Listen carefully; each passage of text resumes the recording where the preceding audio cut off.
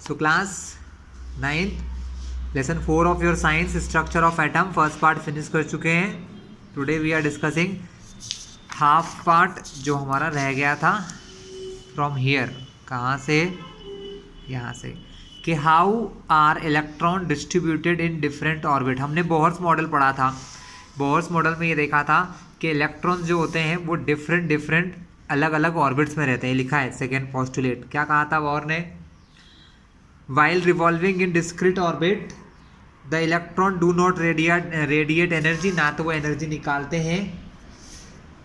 Only certain special orbit known as discrete orbit of electron are allowed inside the atom. तो कुछ discrete orbits होते हैं जिनके अंदर इलेक्ट्रॉन रिवॉल्व करता है।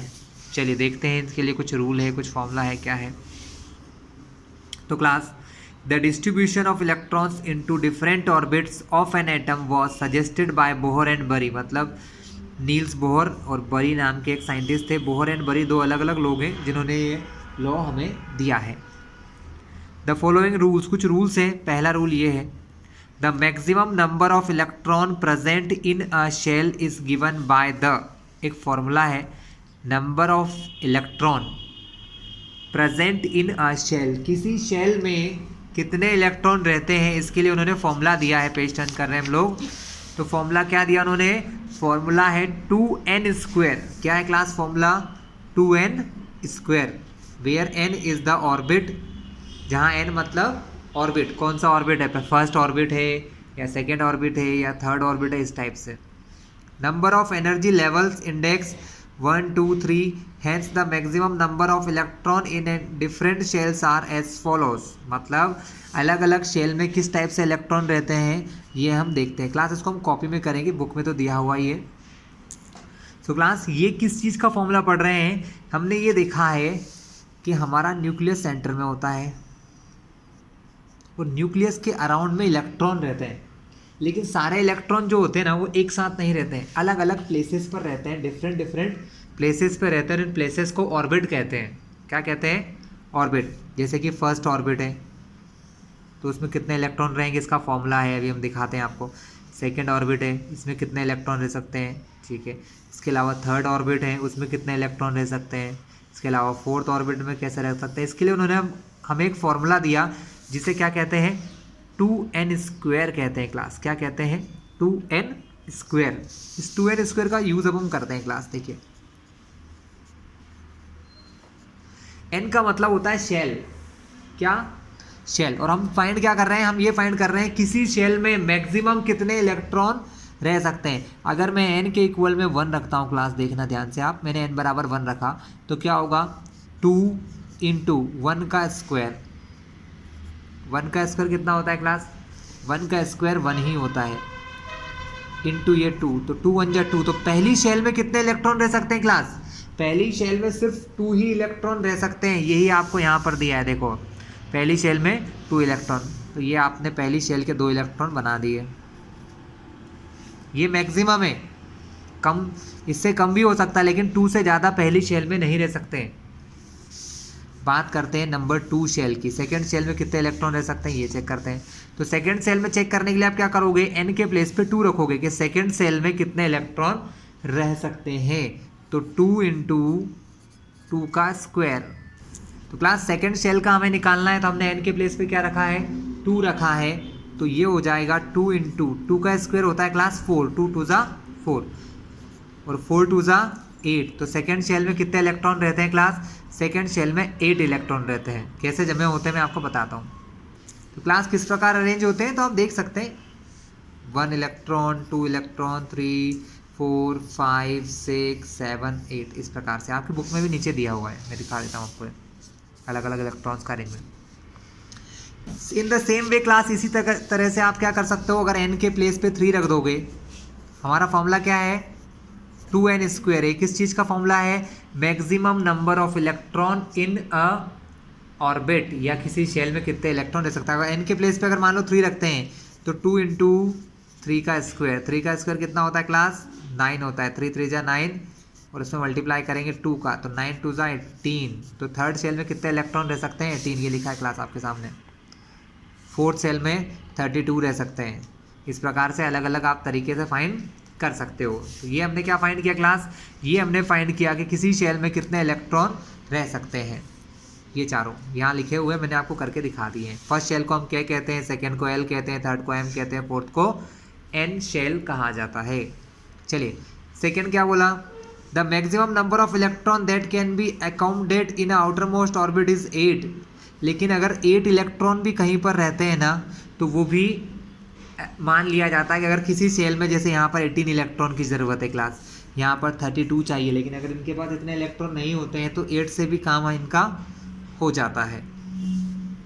Electrons are not accommodated in a given shell unless the inner shells are filled. मतलब जब तक अंदर की शेल भरी नहीं जाएंगी तब तक बाहर की शेल में इलेक्ट्रॉन नहीं आ सकता है।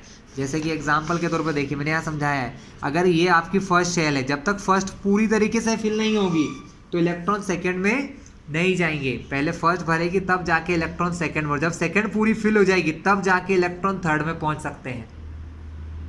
क्लियर है? तो पहले फर्स्ट फिल होती है, फिर सेकेंड, फिर थर्ड, फोर्थ, ऐसे।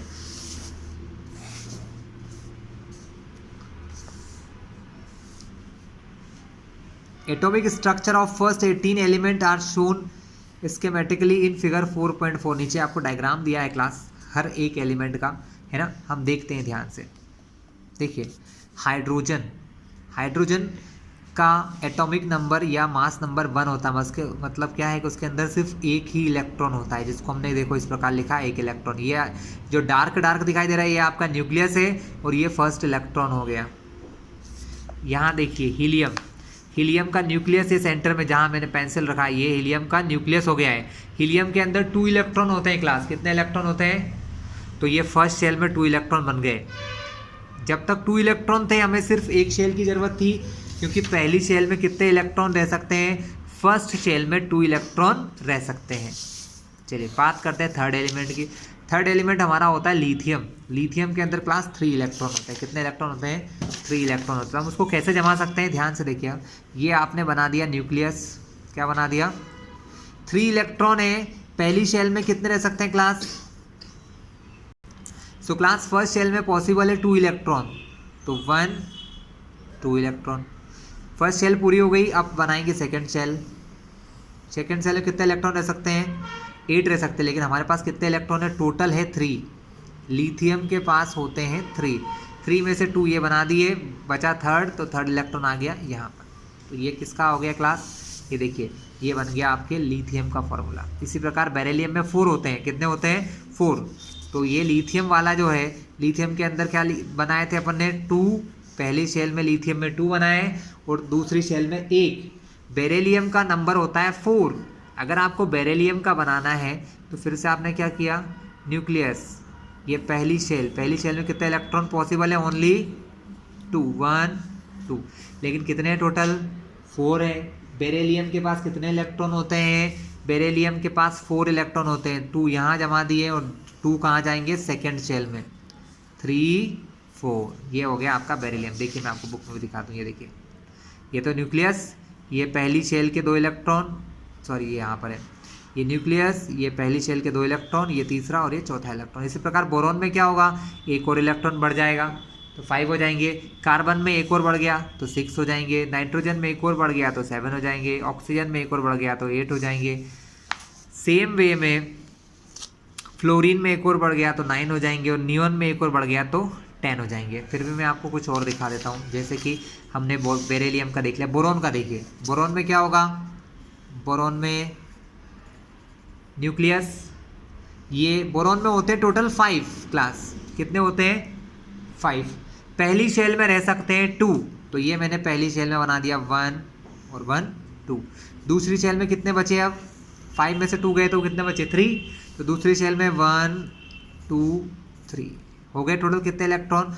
1 2 3 4 5। ये हो गया बोरॉन का। देख लीजिए आप। कार्बन बनाते हैं क्लास। कार्बन में होते हैं 6 इलेक्ट्रॉन। न्यूक्लियस, फर्स्ट शेल में पॉसिबल है ओनली 2 1 2। अब बचे हुए इलेक्ट्रॉन कहाँ जाएंगे? सेकेंड शेल में। 3 4 5 6। कार्बन में कितने इलेक्ट्रॉन होते हैं? 6 से जमा दिया आपने। ठीक है, इसी प्रकार नेक्स्ट देख सकते हो। नाइट्रोजन, नाइट्रोजन में होते हैं टोटल 7 इलेक्ट्रॉन क्लास। कितने होते हैं? 7 इलेक्ट्रॉन होते हैं। सबसे पहले सेंटर में न्यूक्लियस, न्यूक्लियस के बाहर पहली शेल में कितने इलेक्ट्रॉन ले सकते हैं? 2, 1 एंड 1 2। इसके बाद कहाँ जाते हैं इलेक्ट्रॉन? सेकेंड शेल में। कहाँ जाएंगे? सेकेंड में। तो ये 3 4 5 6 7 देखा आपने, हो गए। इसी प्रकार 8 भी हो सकते हैं, 8 वाले 9 वाले 10 वाले सभी स्ट्रक्चर आपको यहाँ दिए हैं, कुछ की आप प्रैक्टिस कीजिएगा। क्लास ये जो एटम होता है ना नियॉन वाला, इसके अंदर टोटल 10 इलेक्ट्रॉन होते हैं। कितने होते हैं? 10।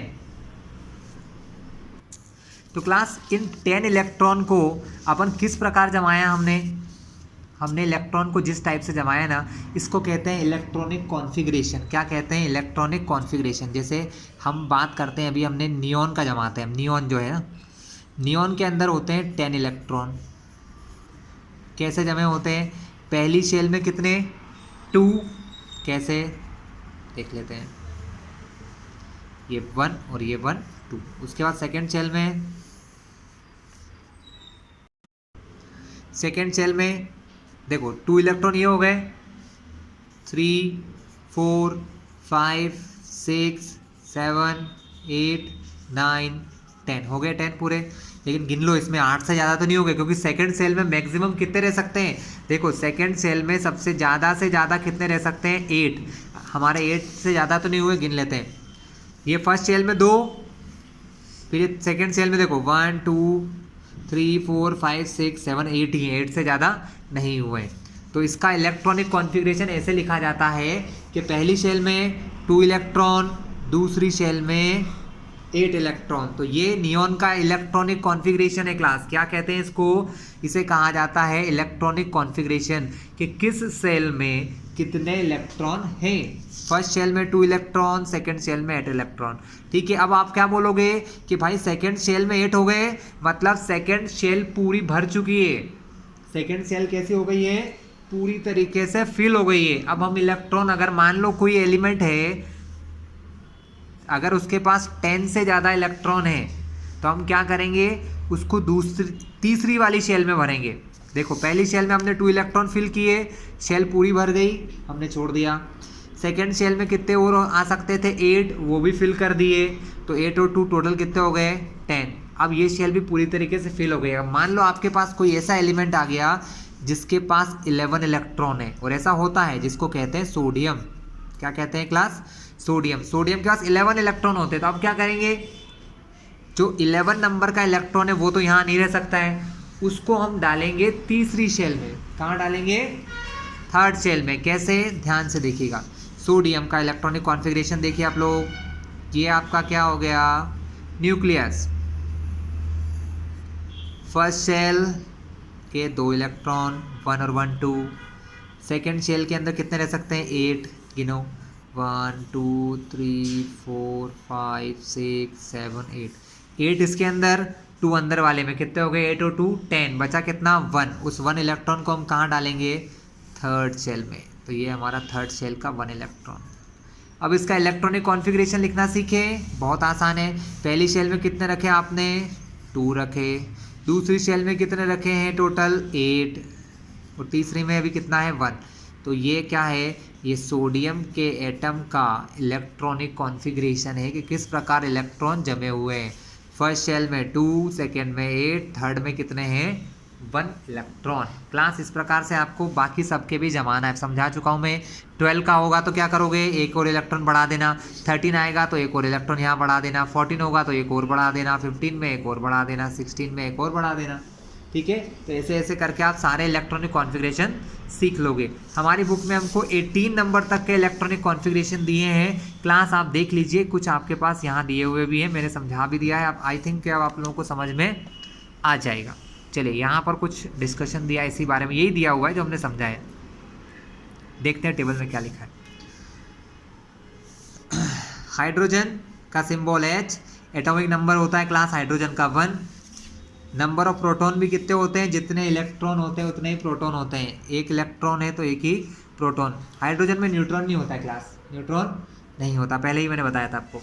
कितने इलेक्ट्रॉन है, 1 इलेक्ट्रॉन है। पहला इलेक्ट्रॉन कहाँ जाएगा, फर्स्ट शेल में, तो 1 हो गया। ठीक है, हीलियम के अंदर फॉर्मूला सिंबल हीलियम का। सो क्लास इसके बाद लिथियम है।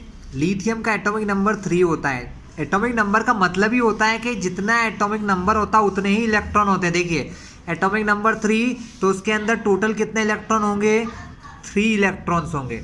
3 में से 2 इलेक्ट्रॉन कहाँ जमे होंगे, पहली शेल में। कहाँ जमे होंगे, पहली शेल में। और बचा हुआ 1 इलेक्ट्रॉन कहाँ जाएगा, सेकेंड शेल में। तो इसका इलेक्ट्रॉनिक कॉन्फ़िगरेशन क्या हो गया, 2,1। 2,1 का मतलब पहली शेल में 2, दूसरी शेल में 1। क्लास में आपको ये समझा चुका हूँ, ये इस बुक में दिया हुआ है, ध्यान से देखिए। मैंने अभी आपको सोडियम समझाया था, मैं फिर से बता देता हूँ। सोडियम का एटॉमिक नंबर 11 होता है, यानी उसके अंदर टोटल कितने इलेक्ट्रॉन होंगे, 11। जो कैसे जमे होते हैं, पहली शेल में 2 ही रह सकते हैं, दूसरी में 8, 2 और 8 10, और तीसरी में आ गया 1। तो क्लास इसका इलेक्ट्रॉनिक कॉन्फ़िगरेशन क्या हो गया, 2,8,1, यानी पहली शेल में 2, दूसरी में 8, थर्ड में 1 इलेक्ट्रॉन है। इसी प्रकार मैग्नीशियम में क्या होगा, 2,8,2, एल्यूमिनियम में 2,8,3। 2,8,3 का मतलब पहली शेल में 2, दूसरी में 8, तीसरी शेल में 3। सिलिकॉन में क्या होता है, 2,8,4, पहली में 2, दूसरी में 8, थर्ड में 4। क्लास ये टेबल बहुत ही इंपॉर्टेंट है आपके लिए, इसको याद कर लीजिएगा आप लोग। चलिए अब बात करते हैं वैलेंसी, और कुछ यहाँ क्वेश्चंस लिखे हैं, देख लेते हैं क्या लिखे हैं, शायद आप लोग कर लोगे बहुत आसान से। Right the distribution of electron in carbon and sodium atom. Carbon और सोडियम का इलेक्ट्रॉनिक कॉन्फ़िगरेशन अभी समझाया मैंने आपको, सोडियम का। ये आपके लिए मैं वर्क दे रहा हूँ क्लास, आप लोग खुद एक बार ट्राई कीजिएगा, बहुत सरल सा क्वेश्चन है। चलिए आगे की ओर चलते हैं। वैलेंसी क्या होता है, ये वैलेंसी समझते हैं इसको। We have learned how the electron in an atom are arranged। हमने क्या देखा कि किसी एटम में इलेक्ट्रॉन किस प्रकार अरेंज होते हैं, अभी सीख लिया हमने। फर्स्ट शेल में 2, सेकेंड में 8, इस टाइप से। The electron present in the outer most shell of an atom are known as valence electron. तो क्लास जो सबसे बाहर की शेल होती है उसको कहते हैं वैलेंस शेल, और उसके अंदर जो इलेक्ट्रॉन रहते हैं उन्हें कहा जाता है वैलेंस इलेक्ट्रॉन्स। क्या कहते हैं students, valence electron. For example आपको समझाता हूँ मैं, देखिए यहाँ पर 2 शेल है, एक ये इनर वाली अंदर वाली, और ये कि आउटर बाहर वाली। तो जो इनर शेल होती है ना उसको कुछ नहीं कहेंगे क्योंकि वो अंदर है। जो सबसे बाहर की शेल होती है उसको कहा जाता है वैलेंस शेल। क्या कहते हैं स्टूडेंट, वैलेंस शेल। और वैलेंस शेल के अंदर जो इलेक्ट्रॉन रहते हैं that are called valence electron. उनको हम क्या कहते हैं class, that are called valence electron. उनको वैलेंस इलेक्ट्रॉन कहा जाता है। अंदर से मतलब नहीं है क्लास। जैसे कि इस लाइन में देखो, इसमें 3 शेल हैं। फर्स्ट शेल में 2 इलेक्ट्रॉन, सेकेंड में 8, और थर्ड में कुछ होंगे जो भी है, सिलिकॉन है 4 है। तो इसकी जो फर्स्ट शेल है, सेकेंड शेल है, उनके अंदर की है तो उनको कुछ नहीं कहेंगे। जो सबसे बाहर की थर्ड शेल है वो यहाँ पर क्या होगी, वैलेंस शेल होगी। और उस शेल में कितने इलेक्ट्रॉन रहते हैं वो कहलाते हैं वैलेंस इलेक्ट्रॉन। वो क्या कहलाते हैं class, that are the valence electron. For example मैं आपको फिर से टेबल पे ले चलूँ, देखो ध्यान से।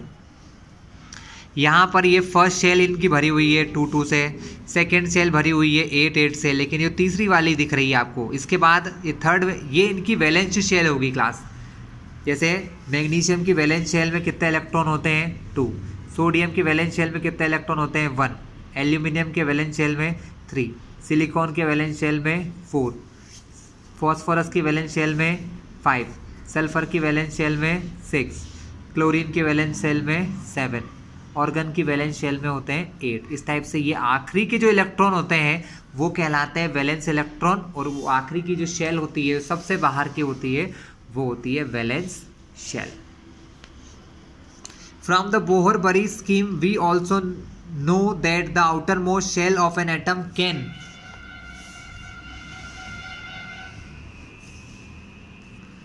accommodate a maximum of 8 electron. It was observed that the atom of element completely filled with 8 electron in the outermost shell show little chemical activity. In other words, their combining capacity or valency is 0.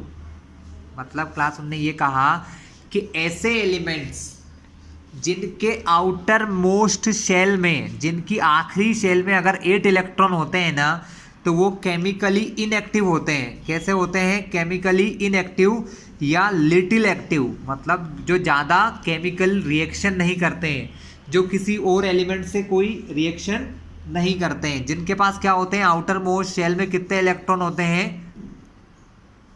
8 electron होते हैं। आपको example के तौर पे बताता हूँ, जैसे कि ऑर्गन के आखिरी शेल में कितने इलेक्ट्रॉन है? 8।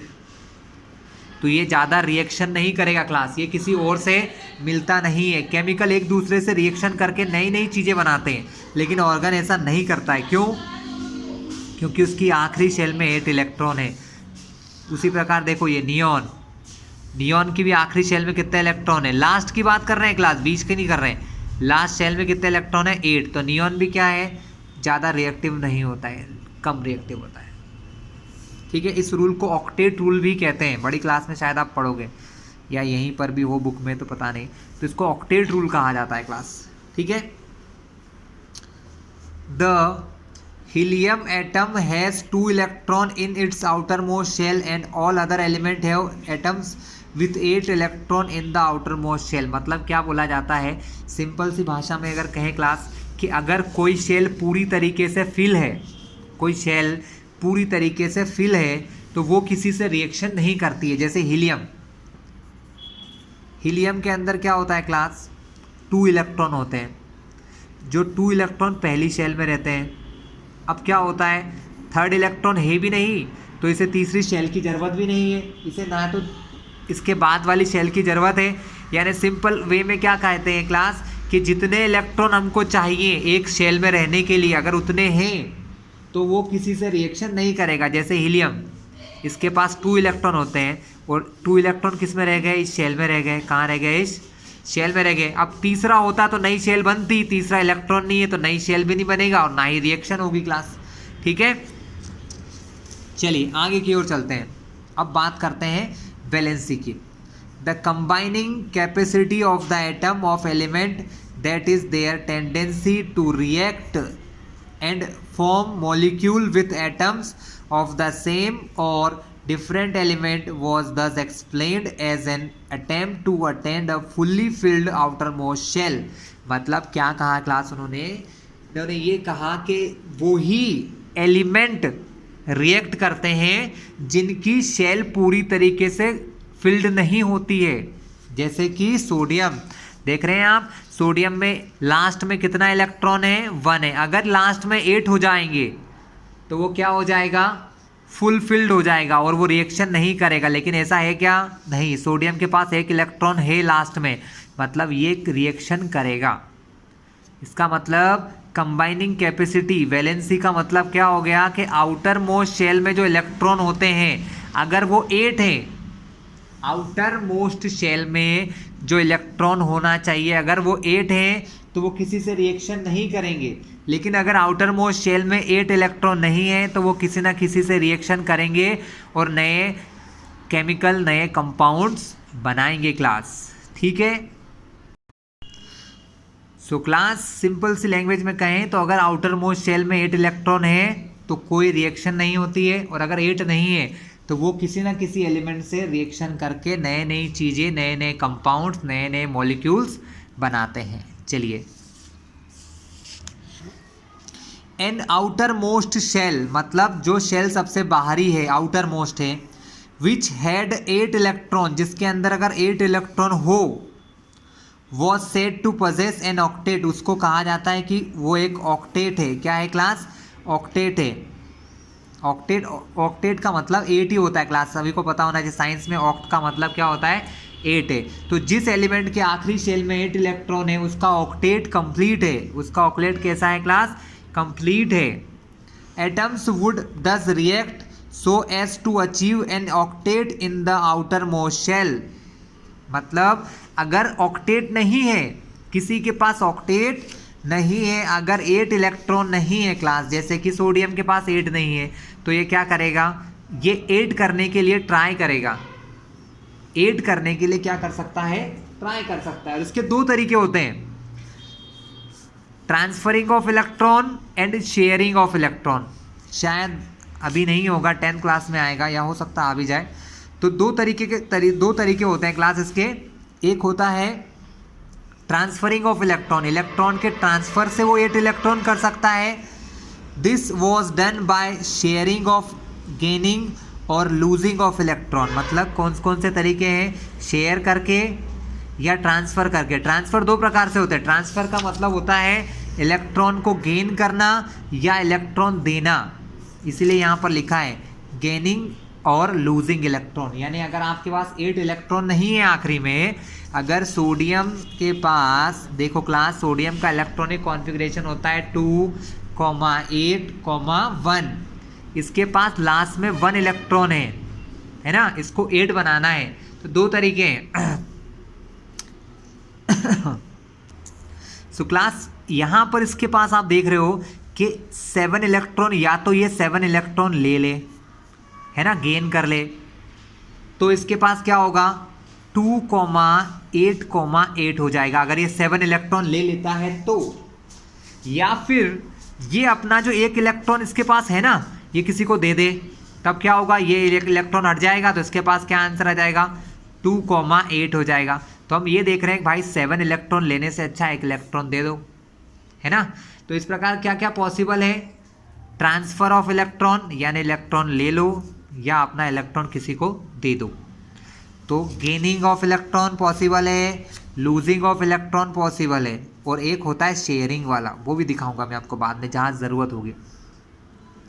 The number of electron gained, lost or shared so as to make the octet of electrons in the outermost shell gives us directly the combining capacity of the element। वही element की combining capacity होती है कि कोई element कितने electron gain कर रहा है या कितने इलेक्ट्रॉन लूज कर रहा है या फिर शेयर कर रहा है क्लास। चलिए मैं तीनों के एग्जांपल आपको देता हूँ एक पेज के ऊपर, बहुत अच्छे से समझा के, देखिए ध्यान से समझना आप लोग। क्लास बात करते हैं हम सोडियम की, कर ले अभी 2, 8, 1। टोटल इसके पास 11 इलेक्ट्रॉन होते हैं जो कुछ इस प्रकार जमे होते हैं 2, 8 और 1। अब ये क्या कर सकता है, इसको बनाना है आखिरी में 8, कैसे भी करके उसको लास्ट में 8 लाना है। 8 लाने के लिए वो क्या करेगा, 8 लाने के लिए वो इस 1 इलेक्ट्रॉन को यहाँ से किसी दूसरे को दे देगा। किसको देगा वो बाद में डिसाइड करेंगे, लेकिन इसकी क्या टेंडेंसी है कि सोडियम हमेशा अपना 1 इलेक्ट्रॉन ट्रांसफ़र करता है। तो सोडियम क्या करेगा, लूजिंग 1 इलेक्ट्रॉन, तब इसकी वैलेंसी क्या हो गई 1, क्या हो गई क्लास 1। लेकिन जब कोई लूज करता है तो उसकी वैलेंसी को +1 माना जाता है।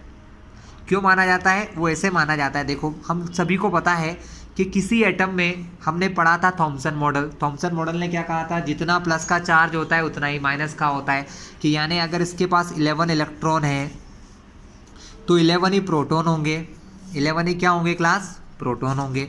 अब क्या किया इसने, अपना 1 इलेक्ट्रॉन दे दिया, तो इसके पास कितने इलेक्ट्रॉन बचे 10, लेकिन प्रोटॉन तो नहीं दिया ना, प्रोटॉन तो उतने ही है। इसका मतलब इसके पास अब कौन ज़्यादा हो गया, प्लस के चार्ज ज़्यादा हो गए ना, क्या ज़्यादा हो गया, प्लस के 11 हो गए, माइनस के इलेक्ट्रॉन 10 ही है, इसलिए इसकी वैलेंसी को +1 कहते हैं क्लास। क्या कहते हैं, +1 कहते हैं। या सिंपल सी भाषा में अगर आप याद रखना चाहो तो whenever an atom loses it's electron, जब भी कोई एटम अपने इलेक्ट्रॉन देता है, जब भी कोई एटम अपने इलेक्ट्रॉन देता है तो उसकी वैलेंसी को प्लस माना जाता है। अब वो जितने इलेक्ट्रॉन देता है उसकी वैलेंसी उतनी होती है। जैसे सोडियम ने 1 इलेक्ट्रॉन दिया तो सोडियम की वैलेंसी होती है +1, जिसको हम कुछ ऐसे लिखते हैं क्लास Na+। आप लोगों को मैंने इससे पहले वाले लेसन में सिखाया था आयंस।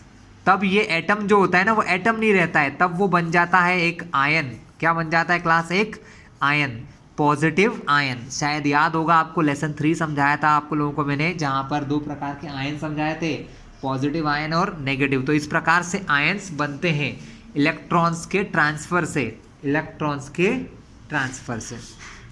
क्लास सेम वे में मैं आपको माइनस के आयन समझाता हूँ कि नेगेटिव आयन कब बनते हैं। देखिए एग्जाम्पल के लिए मैं क्लोरीन एटम का ले रहा हूँ क्योंकि सरल पड़ता है समझाने में। क्लोरीन एटम जो होता है उसका इलेक्ट्रॉनिक नंबर होता है, एटॉमिक नंबर 17 वाले इलेक्ट्रॉन को अगर आप जमाओगे तो वो कुछ ऐसे जमेंगे, फर्स्ट में 2, फिर 8 और फिर 7। आप ध्यान से देखिए कि इसको 7 इलेक्ट्रॉन है, अगर इसको एक इलेक्ट्रॉन कहीं से मिल जाए तो ये क्या हो जाएगा 8, यानी तब ये क्या करेगा, इस अपने 7 इलेक्ट्रॉन देगा नहीं, एक इलेक्ट्रॉन ले लेगा, यानी ये इलेक्ट्रॉन गेन करेगा। तो ध्यान से देखिए, जो इलेक्ट्रॉन भाई साहब ने ट्रांसफर इधर से किसी को दिया, मान लो वो इलेक्ट्रॉन किसने लिया, वो इलेक्ट्रॉन लिया हमारे क्लोरीन ने। यानी क्लोरीन की क्या आदत है, क्लोरीन की क्या टेंडेंसी है कि वो इलेक्ट्रॉन लेता है, इलेक्ट्रॉन गेन करता है, क्योंकि उसके पास 7 पहले से है, उसको एक चाहिए, तो उसने एक इलेक्ट्रॉन अगर मिल जाएगा तब वो बन जाएगा 2,8,8। उसके पास कितने इलेक्ट्रॉन हो जाएंगे 8, और उसका ऑक्टेट कैसा हो जाएगा, उसके पास लास्ट में 8 इलेक्ट्रॉन हो जाएंगे, और हम कहेंगे कि उसका ऑक्टेट कंप्लीट हो गया है। लेकिन क्या हुआ, पहले उनके पास 17 इलेक्ट्रॉन थे, 17 प्रोटॉन थे, उसने एक इलेक्ट्रॉन और ले लिया, एक इलेक्ट्रॉन लिया ना उसने, तो उसके पास कितने इलेक्ट्रॉन हो गए, उसके पास हो गए 18 इलेक्ट्रॉन। इलेक्ट्रॉन कैसे होते हैं, माइनस के चार्ज। कितने प्रोटॉन है, प्रोटॉन तो उतने ही है। अब कौन ज़्यादा हो गया, इस बार ज़्यादा हो गए इलेक्ट्रॉन। इलेक्ट्रॉन कैसे होते हैं, माइनस के चार्ज होते हैं। इलेक्ट्रॉन कैसे होते हैं, माइनस के चार्ज होते हैं। अब क्या होगा, इस वजह से इन पर कैसा चार्ज आ जाएगा, क्लोरीन पर आ जाएगा -1 चार्ज। माइनस क्यों आया, क्योंकि उसने इलेक्ट्रॉन लिया, क्या करा, इलेक्ट्रॉन लिया। और 1 क्यों लिखा है, मतलब कुछ भी नहीं लिखा है तो 1 मानना, जैसे ये लिखा ना Cl- लिखा है, अगर कुछ नहीं है तो यहाँ क्या मान के चलोगे आप लोग, माइनस, तो इसको कहते हैं Cl- आयन। तो ये माइनस का आयन बन गया।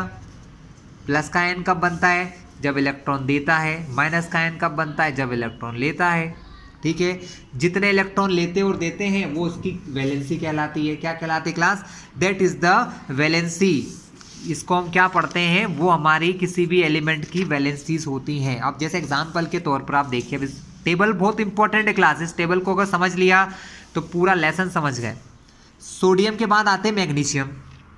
ध्यान से देखिए, मैग्नीशियम के पास यहाँ 2 इलेक्ट्रॉन है, तो मैग्नीशियम क्या कर सकता है, इन 2 इलेक्ट्रॉन को किसी को दे सकता है। क्या कर सकता है, इन 2 इलेक्ट्रॉन्स को किसी को ट्रांसफर कर सकता है, दे सकता है। तब क्या होगा, तब हम लिखेंगे कि मैग्नीशियम ने अपने 2 इलेक्ट्रॉन दिए, तो मैग्नीशियम की वैलेंसी क्या हो गई, 2 हो गई। क्या हो गई, 2। लेकिन कैसी, जब इलेक्ट्रॉन देते हैं तो प्लस की, तो मैग्नीशियम की वैलेंसी क्या हो गई, Mg2+। ये मैग्नीशियम का आयन है जिसकी वैलेंसी 2 है।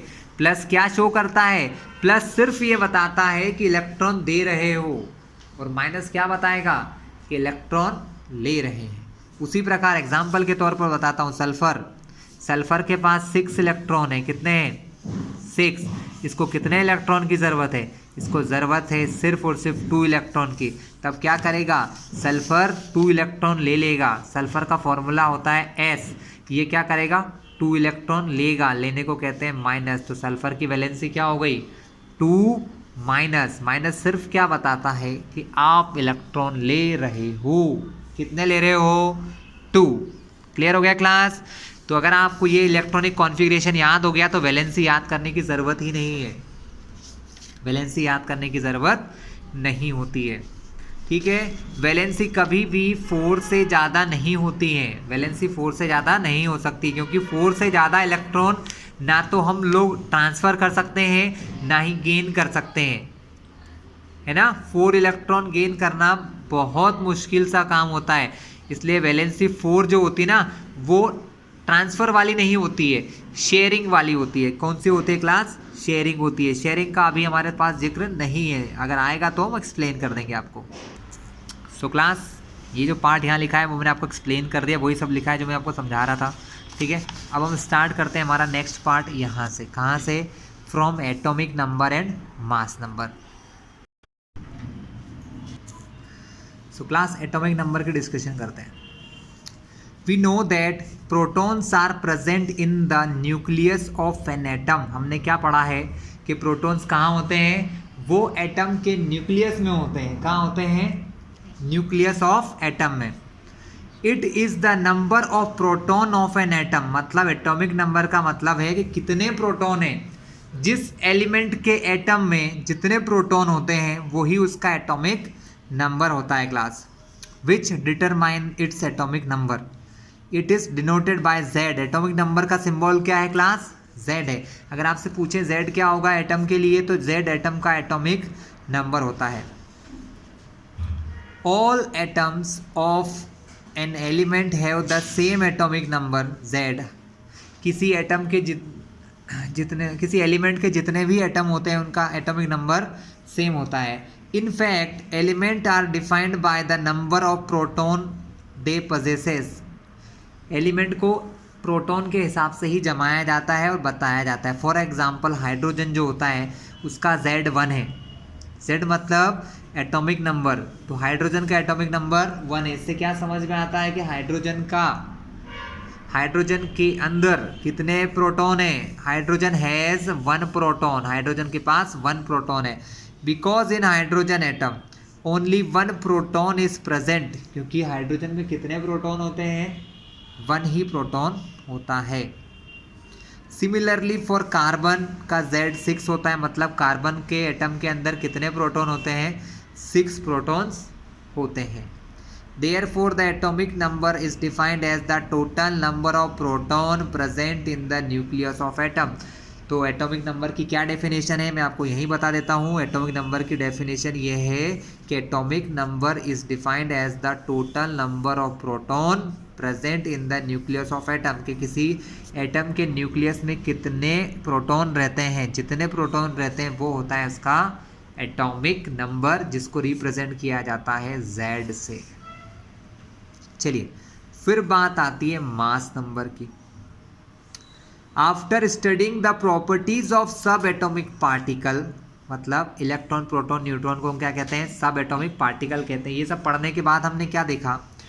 We can conclude that mass of atom is practically due to proton और न्यूट्रॉन, मतलब प्रोटॉन एंड न्यूट्रॉन दोनों की वजह से ही सिर्फ मास होता है। इलेक्ट्रॉन का तो मास बहुत कम होता है। इलेक्ट्रॉन का मास कैसा होता है क्लास? बहुत ही कम होता है। These are present in the nucleus of an atom. ये कहाँ प्रेजेंट होते हैं? ये दोनों ही प्रोटॉन और न्यूट्रॉन हमारे न्यूक्लियस में रहते हैं। कहाँ रहते हैं? न्यूक्लियस में।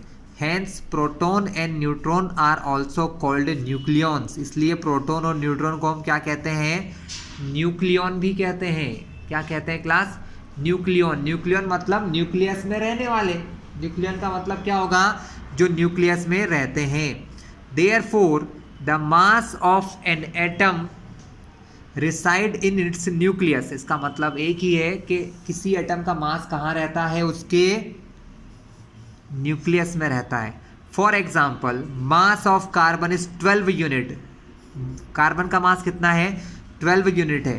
Because it has 6 proton. उसके अंदर कितने प्रोटॉन होते हैं? 6 एंड 6 न्यूट्रॉन भी होते हैं, क्योंकि उसके अंदर 6 ही प्रोटॉन होते हैं और 6 ही न्यूट्रॉन प्रेजेंट होते हैं क्लास। इसलिए इसकी जो मास होता है वो होता है 6 + 6 12 यूनिट। क्या होता है? 6 + 6 12 unit. Similarly the mass of aluminium is 27 unit. Aluminium का मास कितना है क्लास? 27 यूनिट होता है। इसके अंदर 13 प्रोटॉन्स होते हैं और 14 न्यूट्रॉन्स होते हैं, इसलिए एल्यूमिनियम का टोटल मास हो गया 13 + 14 27 यूनिट।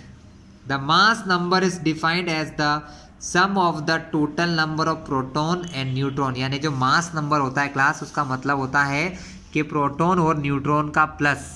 कितने प्रोटॉन है कितने न्यूट्रॉन है, उन दोनों को प्लस कर दोगे तो वो बन जाएगा उनका मास नंबर क्लास। इसको डिफाइन किया जाता है ए से। कैसे रिप्रेजेंट करते हैं?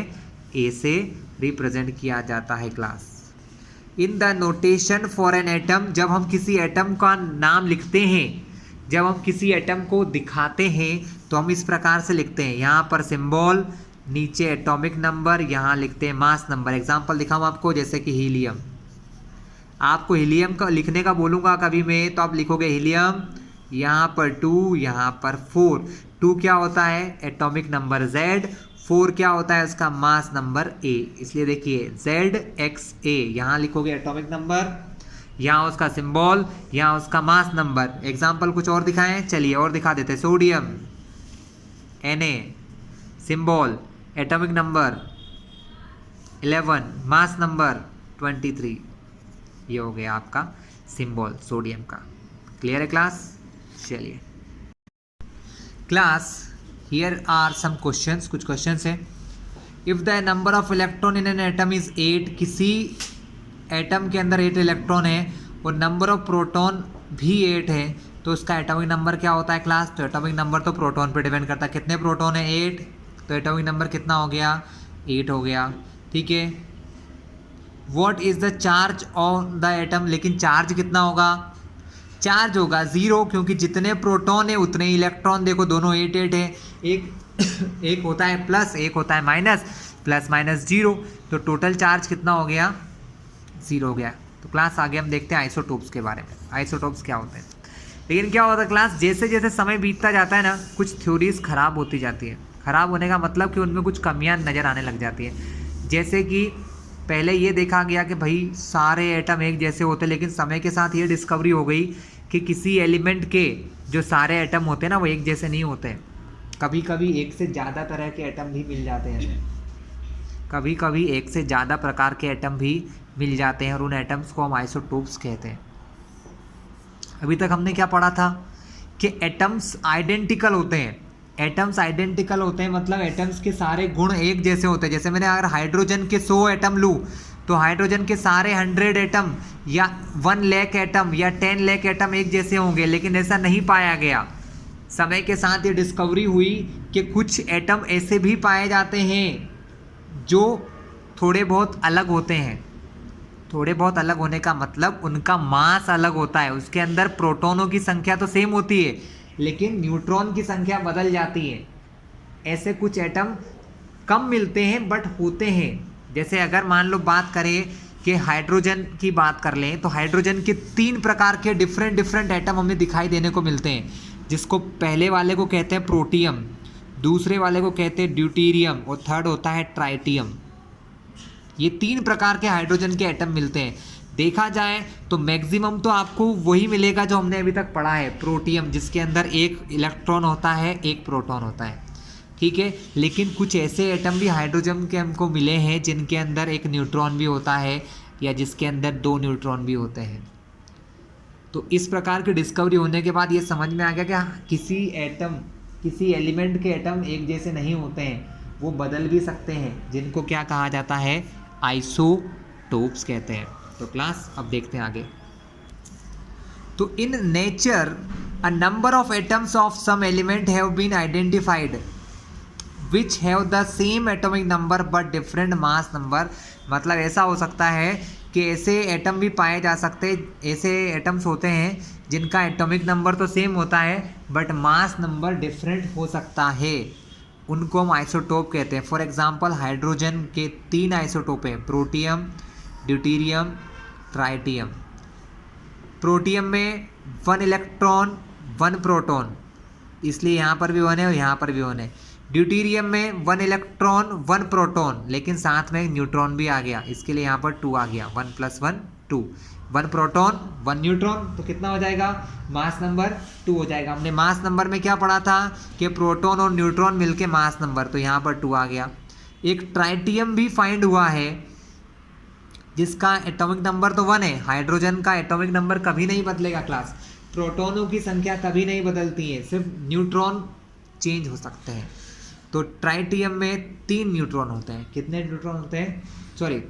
3 मास नंबर होता है, जिसमें से 1 प्रोटॉन और 2 न्यूट्रॉन होते हैं, यानी टोटल कितने हो गए? Mass number 3। The atomic number of each one is 1, मतलब इन तीनों का एटॉमिक नंबर कितना है? 1 है, बट मास नंबर अलग अलग है। इसका mass number 1, mass number 2, mass number 3। ठीक है। कुछ और एग्जाम्पल भी है क्लास इसके, जैसे कि कार्बन के भी आइसोटोप होते हैं, कार्बन 12, कार्बन 14। एटॉमिक नंबर दोनों के 6 ही होते हैं, यहाँ पर भी प्रोटॉन 6 है, यहाँ पर भी प्रोटॉन 6 है, लेकिन 6C12 इस वाले कार्बन के एटम के 6 प्रोटॉन होते हैं और 6 ही न्यूट्रॉन होते हैं, लेकिन यहाँ पर 6 प्रोटॉन के साथ 8 न्यूट्रॉन आ जाते हैं, जिससे कि मास नंबर बढ़ के 12 से कितना हो जाएगा? 14। क्लास इसी टाइप से क्लोरीन के भी 2 होते हैं, 35Cl एंड 37Cl, ठीक है, जिनके दो अलग अलग मास नंबर है 35 एंड 37। इस टाइप से दो डिफरेंट मास नंबर के एटम क्लोरीन के भी होते हैं। तो ये भी क्लोरीन के क्या है क्लास, आइसोटोप्स है। क्या है क्लोरीन के isotopes. On the basis of these example, isotopes are defined as the atom of same element। इससे क्या समझ में आया कि आइसोटोप क्या होते हैं, किसी एक ही एलिमेंट के एटम्स होते हैं, किसी एक ही एलिमेंट के एटम्स होते हैं having the same atomic number, जिनका एटॉमिक नंबर तो वही होता है। जैसे देखो क्लोरीन का 35 और 37 दोनों का एटॉमिक नंबर तो देखो 17 और 17 ही है, बट मास नंबर डिफरेंट होता है, ठीक है। Same atomic number but different mass number are called isotope. इनको हम क्या कहते हैं, आइसोटॉप्स कहते हैं। Therefore we can say that, हम क्या कह सकते हैं, there are 3 isotope of hydrogen atom. Hydrogen के 3 आइसोटोप है, कौन कौन से, protium, deuterium, tritium. Protium, deuterium और टाइट्रियम। चलिए आगे की ओर बढ़ते हैं। Many elements consist of a mixture of isotope. Each isotope of element is pure substance and the chemical properties of isotopes are similar but their physical properties are different।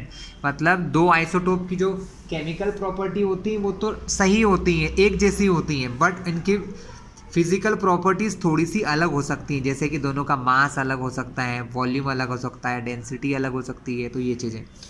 Chlorine occurs in nature in 2 isotopic forms. Chlorine जो है उसके 2 isotope मिलते हैं, 35 मास वाला और 37। मैंने अभी example आपको बताया था, फिर से देख लीजिए।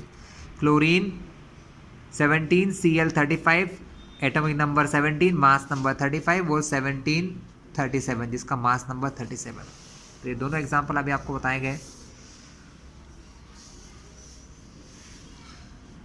लेकिन इनका रेशो होता है कि ये जो 35 यूनिट वाले मास वाले होते हैं ना, ये एटम नेचर में 3 एटम मिलते हैं, तब 3 एटम के बाद चौथा एटम हमेशा क्या मिलता है, 37 यूनिट का होता है, यानी फिक्स है, इनका रेशो है 3:1 है कि अगर 3 एटम 35 वाले होंगे तो एक एटम कैसा होगा, 37 वाला होता है। जब ऐसा होता है ना क्लास, तो हम इन एलिमेंट का, इस प्रकार के एलिमेंट का क्या निकालते हैं, एवरेज एटॉमिक मास फाइंड करते हैं क्लास। क्या फाइंड करते हैं, एवरेज एटॉमिक मास फाइंड करते हैं। एवरेज एटॉमिक मास कैसे निकाला जाता है, एवरेज एटॉमिक मास निकालने के लिए ये देखते हैं कि कितना उसका परसेंट है। मैं समझाता हूँ क्लास, यहाँ आपको समझ नहीं आएगा, मैं आपको उसको कॉपी में समझाता हूँ।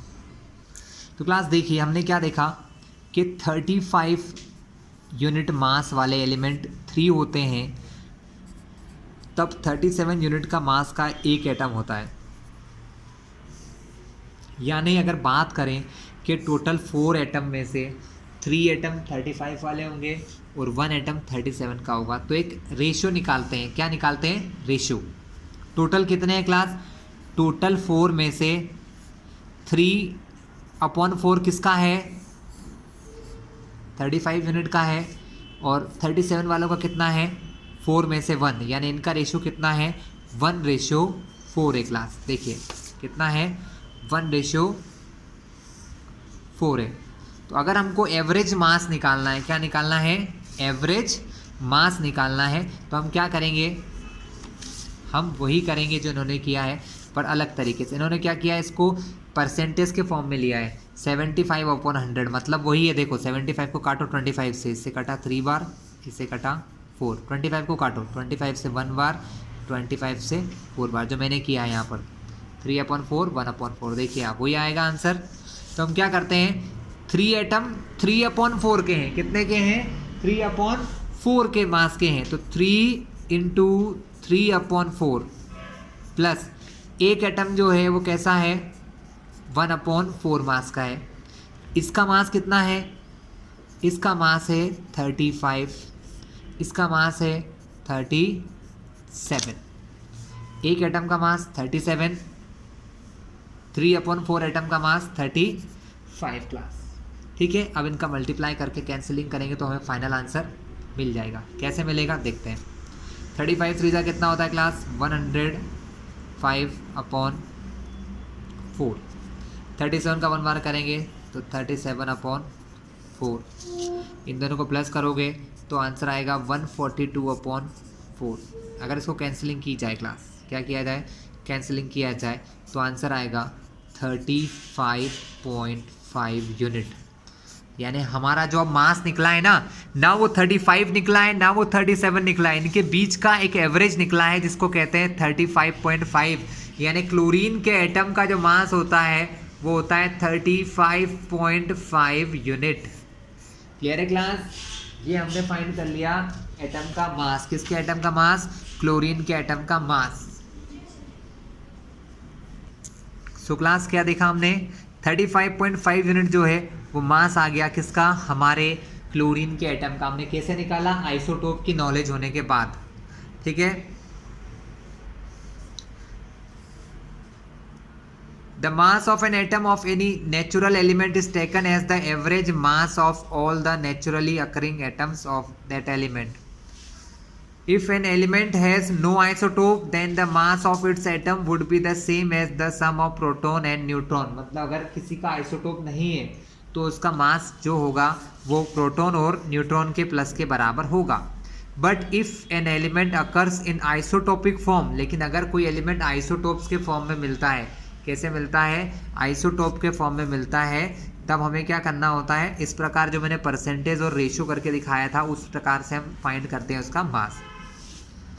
This does not mean that any one atom of chlorine has a fractional mass of 30। इसका मतलब ये नहीं है कि सब ऐसा होता होगा, कुछ ऐसे मिलते हैं कुछ ऐसे मिलते हैं, 37 वाले कुछ मिलते हैं कुछ मिलते हैं 35 वाले, लेकिन उनका एक एवरेज करा तो हमें एवरेज कितना पता चल गया, 35.5 पता चल गया क्लास। ठीक है, कुछ एप्लीकेशन दी है हमें इसकी, क्या एप्लीकेशन है, Since the chemical properties of all the isotope of an atom are the same, normally we are not concerned about taking a mixture, but some isotopes have special properties which find them useful in various fields. Some of them are, कुछ special फ़ायदे भी होते हैं। हमेशा हम इन सबको mix नहीं करते हैं, हमेशा हम सबको मिक्स करके नहीं यूज़ करते हैं। कुछ आइसोटोप को बिल्कुल अकेले ही यूज़ किया जाता है, कुछ आइसोटोप्स को बिल्कुल अकेले ही यूज़ करते हैं, जैसे कि यूरेनियम जो होता है, यूरेनियम का एक आइसोटोप होता है 92-235। यूरेनियम के दो आइसोटोप होते हैं, एक होता है 92-235 और एक होता है 92 और 238 होता है। जो यूरेनियम 235 वाला होता है ना क्लास, सिर्फ इसी का यूज़ करते हैं हम लोग, किस लिए, न्यूक्लियर रिएक्शंस के लिए। ठीक है, न्यूक्लियर फ्यूल के लिए आइसोटोप होता है यूरेनियम का, उसको यूज़ किया जाता है, जिसको क्या कहते हैं 92U235। ये उसका एटॉमिक नंबर है, ये उसका मास नंबर है। N isotope of cobalt, cobalt एक एलिमेंट है, उसका आइसोटोप जो होता है यूज़ करते हैं कैंसर के ट्रीटमेंट में। N isotope of iodine is used in the treatment of goitre, goitre नाम की बीमारी होती है जो गले में होती है, उसको दूर करने के लिए एक आयोडीन का एक स्पेशल प्रकार का आइसोटोप यूज़ किया जाता है क्लास। तो इनकी कुछ स्पेशल यूजेस भी हैं, कुछ एप्लीकेशंस भी हैं क्लास। जिस प्रकार आइसोटोप्स होते हैं ना, उस प्रकार आइसोबार्स भी होते हैं, isobars. Let us consider two element, calcium atomic number 20 and argon atomic number 18। Calcium और ऑर्गन दो ऐसे एलिमेंट है जिनके एटॉमिक नंबर अलग अलग है, 18 और 20 है, लेकिन इनका मास नंबर जो है ना, ठीक है, the number of proton in these atoms is different. इसके अंदर 20 प्रोटॉन है कैल्शियम में, और यहाँ पर कितने प्रोटॉन है, 18 प्रोटॉन होते हैं। तो the number of proton in these atom is different but the mass number of both these element is 40। लेकिन दोनों का मास नंबर सेम है। इससे पहले हमने क्या पढ़ा था, atomic number same, mass number अलग। अब हमने क्या पढ़ा कि एटॉमिक नंबर तो अलग अलग है, लेकिन मास नंबर अगर एक हो जाए तो उस प्रकार के एलिमेंट को क्या कहते हैं, या एटम्स को क्या कहते हैं, आइसोबार्स कहते हैं क्लास। क्या कहते हैं, आइसोबार्स कहते हैं। That is the total number of nucleons is same in the atoms of this pair of electron element. मतलब इनके अंदर जो टोटल न्यूक्लियॉन होते हैं, प्रोटॉन और न्यूट्रॉन मिलाकर, वो दोनों में कैसे होते हैं, बराबर होते हैं। क्लियर है क्लास? तो यहाँ पर हमारा लेसन फिनिश होता है। ठीक है, आप लोग आई होप कि क्वेश्चन आंसर करने में एबल रहोगे अगर इस वीडियोस को ध्यान से देखोगे तो। चलिए।